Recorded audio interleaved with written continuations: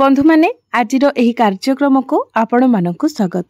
आजिर एही कार्यक्रमटी वृष राशि व्यक्ति विशेष मानक पई बहुत गुरुत्वपूर्ण अटे। कारण एही रज संक्रांति परठारु वृष राशि व्यक्ति विशेष मानक जीवन रे एक बहुत बड़ परिवर्तन हेबाकु जाउछि।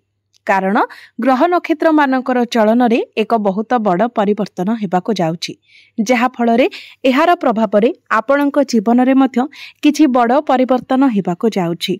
तेबे एही रज संक्रांति परे आपणक जीवन रे केउ सब परिवर्तन हेबाकु जाउछि, आपणकर भाग्य केउ मोड़ नेबाकु जाउछि, आपणकर स्वास्थ्य, शिक्षा, प्रेम जीवन, वैवाहिक जीवन, भाग्य, क्यारियर एवं व्यापार वाणिज्यर स्थिति किपरि रहिबाकु जाउछि से विषय जानिबा पाई आपण माने भिडियोटी को शेष पर्यंत निश्चय देखंतु। एवं आपणकर जदि वृष राशि होइथाय तो भिडियोटी को लाइक करी चैनल टी को सब्सक्राइब करि दियंतु। कमेंट बॉक्स रे भक्ति एवं श्रद्धार सहित जय श्री जगन्नाथ निश्चय लिखंतु। तो बंधु माने आसंतु आरंभ करिबा आजिर एही कार्यक्रम को, जहा आपणकर जन्म राशि तथा चंद्र राशि उपरे आधारित अटे। तेबे राशि चक्रर 12 गोटी राशि मध्यरु द्वितीय राशि हेउछि वृष राशि एवं वृष राशि राशिधिपति हेउछन्ति शुक्र। तेबे बंधु माने आपणकर राहु, केतु, शनि एवं गुरु राशि परिवर्तन करि सारिछन्ति एवं रज संक्रांति दिन सूर्य निजर राशि परिवर्तन करिबाकु जाउछन्ति। एहा परे शुक्र मध्य निजर राशि परिवर्तन करिबाकु जाउछन्ति, जहा फल रे आपणक जीवन रे ए सबुर प्रभाव रे किछि बड़ परिवर्तन हेबाकु जाउछि। तेबे बंधु माने सर्वप्रथमे आसंतु जानि नेबा आपणकर स्वास्थ्य किपरि रहिबो एही रज संक्रांति परे। तेबे बंधु माने आपणकर कुंडलीर प्रथम भावटी होइथाय स्वास्थ्यर भाव। आपणकर प्रथम भावर अधिपति हेउछन्ति शुक्र। तो रज संक्रांति परे शुक्र आपणकर द्वादश भावरे रहुछन्ति एवं जून 22-23 आडको शुक्र आपणकर प्रथम भाव को चलन करिवे। तो जून 22-23 पर्यंत आपणको आपणक स्वास्थ्य उपरे ध्यान रखिबार अछि, जेहेतु द्वादश भावटी को भल माना जाय न थाए। द्वादश भावटी रोगर भाव होइथाय, खर्चर भाव होइथाय।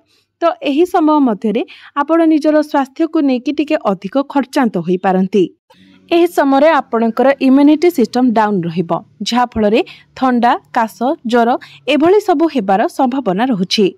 किंतु जून मास शेष आडको आपण निजर स्वास्थ्य रे परिवर्तन देखिबाको पाइबे, कारण शुक्र आपणकर प्रथम भाव को चली आसीबे, जहा फल रे आपणकर इम्यूनिटी सिस्टम स्ट्रांग होई जिवो एवं पूर्वरु आपणकर जहा भी किछि स्वास्थ्य जनित समस्या थिला तो से सब मध्य दूर होई जिवो।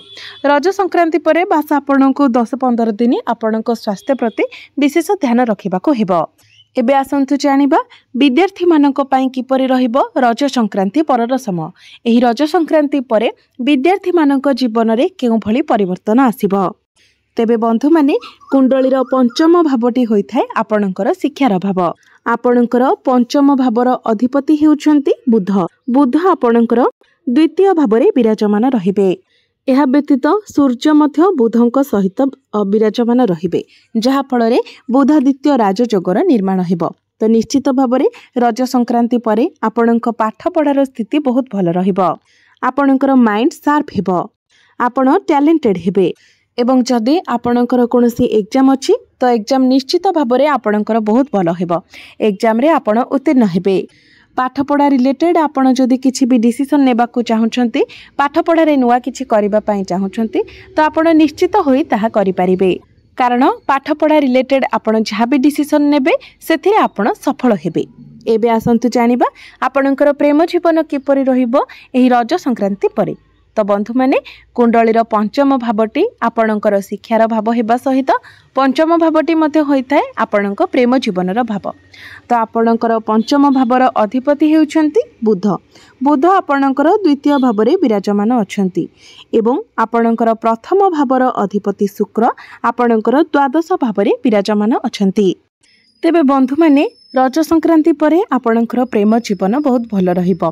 आपणकर पार्टनर आपणको खुशी करिबा पई बहुत किछि चेष्टा करिवे, किंतु आपणकर प्रथम भावर अधिपति शुक्र जेतु द्वादश भावरे अछंती, तेनु आपणकर पार्टनर आपणको पई जहा जते कले मध्य आपण सेतिरे टिके सैटिस्फाइड होई परिबे नाही एवं आपणको प्रथम भाव उपरे शनिकर दृष्टि रहउतिबा हेतु आपणको मध्यरे टिके जिद्दी स्वभाव रहिबो एवं आग्रेसन मध्य रहिबो। एहा व्यतीत शनिकर दृष्टि पंचम भाव उपरे मध्य रहुछि, तेणु आपणक पार्टनरक मध्यरे मध्य जिद्दी स्वभाव देखादेब, किंतु विशेष करी आपणक पई आपणक प्रेम जीवन रे समस्या सृष्टि हेबो। तेणु आपण निजर जिद्दी को निजर आग्रेसन को कंट्रोल करंतु।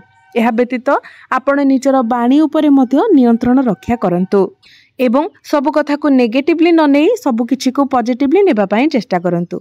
जदि आपण ए सब को कंट्रोल करि नेउछंती तो निश्चित भाव में आपणकर प्रेम जीवन एही रज संक्रांति परे बहुत भल रहिबो। एबे आसंतु जानिबा आपणकर वैवाहिक जीवन किपरि रहिबो एही रज संक्रांति परे। तो बंधु माने कुंडलीर सप्तम भावटी होइथाय आपणक वैवाहिक जीवनर भाव। आपणक सप्तम भावर अधिपति हेउछंती मंगल। मंगल आपणकर चतुर्थ भावरे विराजमान अछंती। तो बंधु माने मंगलंकर स्थिति जेहेतु बहुत भल रहुछि, तेणु निश्चित भाव में रज संक्रांति परे आपणकर वैवाहिक जीवन बहुत भल रहिबो। किंतु पूर्वरु मंगल आपणकर तृतीय भाव में थिले, तेणु पूर्वरु आपणक वैवाहिक जीवन रे जदि किछि समस्या चलीथिला, आपणक मध्यरे जदि कोनोसी प्रकारर किछि मिसअंडरस्टैंडिंग होइथिला, तो वर्तमान से सब समाधान होई जिवो। आपण दुई जण मिसी किछि प्लानिंग करि पारंती एवं आपणकर पार्टनर जदि तांकर कैरियर किबा प्रॉपर्टी रिलेटेड किछि डील करूछंती तो निश्चित भाव में सेथिरे मध्य से सफल हेबे।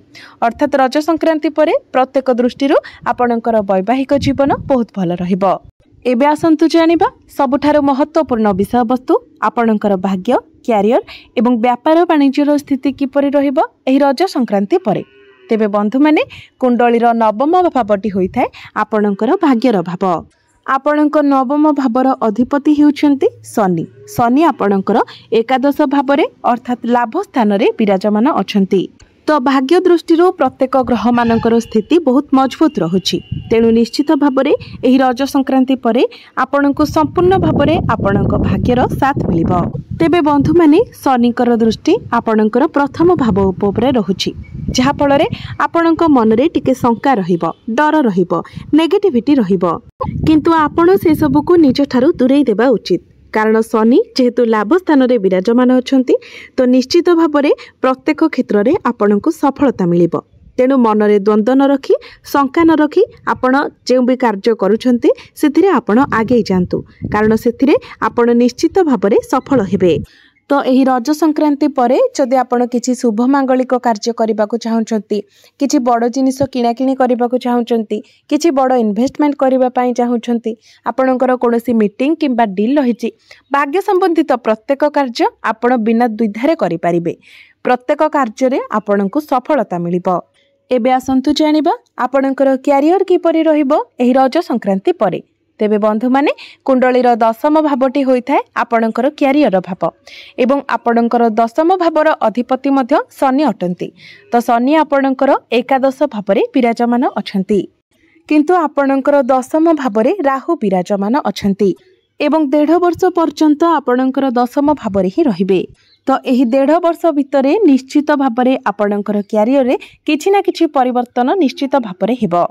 आपण जो भी कार्य करूछंती जेमिति भाबरे करूछंती, हुए तो आपणकर प्रोफाइल चेंज होई पारे, डेजिनेशन चेंज होई पारे, सीट चेंज होई पारे, किंबा स्थान मध्य परिवर्तन होई पारे। किछि ना किछि परिवर्तन आपणकर कैरियर रे निश्चित भाबरे हेबो। एहा व्यतीत राहु आपणकर दशम भावरे रहिबा अर्थ आपण निजर कैरियर रे हार्डवर्क को छाड़ी कि स्मार्ट वर्क करबा को अधिक पसंद करिवे। राहु हेउछंती रणनीति, राहु हेउछंती चालाकी, चतुरता, बुद्धिमता, टेक्निक। अर्थात जदि आपण कोनोसी टेक्निकल फील्ड रे अछंती, आईटी इंजीनियरिंग फील्ड रे अछंती, एआई रिलेटेड कोनोसी भी कार्य करूछंती, शॉर्टकट भाबरे काम करूछंती, ऑनलाइन रो काम करूछंती, किंबा आपण इन्फ्लुएंसर अछंती, इंपोर्ट एक्सपोर्ट रो कार्य करूछंती, तो ए सब क्षेत्र रे आपण को बहुत अधिक सफलता मिलबा को जाउछि। ए सब क्षेत्र रे आपण बहुत अधिक सफलता पाइबा को जाउछंती। राहु आपण को बहुत स्मार्ट बनाइबे, किंतु मने रखंतु आपण निजर काम को नेकी गर्व करबा को चेष्टा करंतु नहीं, कारण गर्व ही सब विनाशर मूल कारण होइथाय। तेणु आपण मन रे गर्व न रखी निजर काम उपरे फोकस करंतु एवं जे सफलता पाउछंती ताको भगवानकर आशीर्वाद मने करंतु। शनि आपणकर एकादश भावरे थिबा कारणरू कैरियर रे आपणकर प्रमोशन मध्य होई पारे। एबे आसंतु जानिबा आपणकर बिजनेस किपरि रहइबो एही रज संक्रांति परे। तो बंधु माने बुध आपणकर द्वितीय भाव में धन स्थान में विराजमान अछंती। तो निश्चित भाव में बिजनेस आपणकर बहुत भल रहिबो। बिजनेस रे आपणकर फाइनेंशियल ग्रोथ हेबो। बिजनेस रे आपण आग को बढ़िबे। बिजनेस को आग को बढ़ाइबा पई चेष्टा करिवे। आपणकर डेली इनकम बढ़िबो। तो बिजनेस आपणकर रज संक्रांति परे बहुत भल रहिबो। एबे आसंतु जानि नेबा किछि प्रतिकार विषय रे जे प्रतिकार गुड़िक करबा द्वारा जहा किछि अशुभत्व रहुछि से गुड़िक खंडन होई जिवो एवं आपणको अधिक मात्रा रे शुभ फल प्राप्ति हेबो। तो जेहेतु आपणकर राष्ट्राधिपति शुक्र अटंती तेणु प्रत्येक दिन आपण शुक्रंकर बीज मंत्र 108 थर जप करंतु। प्रत्येक दिन आपण हनुमान चालीसार पाठ करंतु।